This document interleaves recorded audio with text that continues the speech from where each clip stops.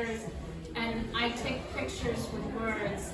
I had the great privilege of studying at the University of New Mexico as an undergraduate, and before Facebook and all of these things, we would actually put cards on the wall and say where we wanted to go and get rides with other people. And one summer, my friend and I, we had never been to California, and we wrote on a card that, we wanted someone to give us a ride to California and go up the coast and see the beautiful coast. And someone answered us, writing on the card, and we had an amazing, amazing road trip, camping out when we could, staying in cheap motels when the weather was bad. And this was a poem I wrote about coming back from that experience. In the 5 o'clock morning light, everything seems possible but sad. Pale colors like the world has been washed too much. I want this bus to keep riding right through America, slip into Mexico when no one is looking. Christine sleeps in the seat in front of me, her hair fanned out on the window like a second sun. A softer one that gives off texture instead of light. Behind her eyes rest stories of days spent on the coast, the campfires at Pismo Beach, the flames that mirrored the stars, and the drum beats when there was no wood left to burn. Each turn in the road sways me as I rise and fall against my seat.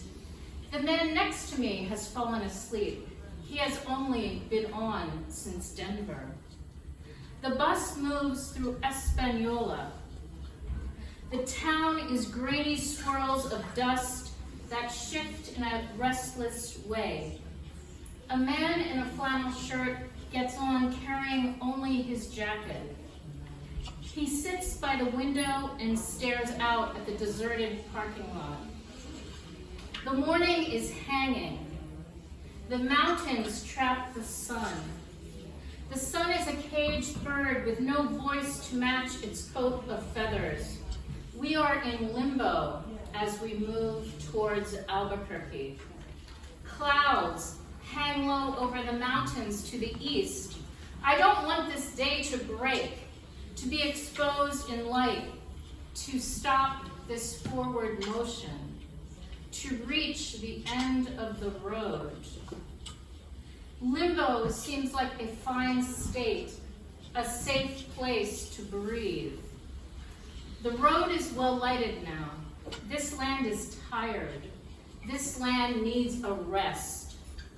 I am wishing for an extended moment, for the sun to stagger on the horizon, for the factories to hold back breath and the workers to linger on second and third cups of coffee, for the papers to be left on the presses, and this bus could keep on riding right through every city in this worn-out country where all the horses are workhorses, where all the horses are dead. The bus moves forward in sunlight. There are no secrets on a lighted road. The heat of the day is inescapable, the kind of heat that transforms, bends metal, melts roads.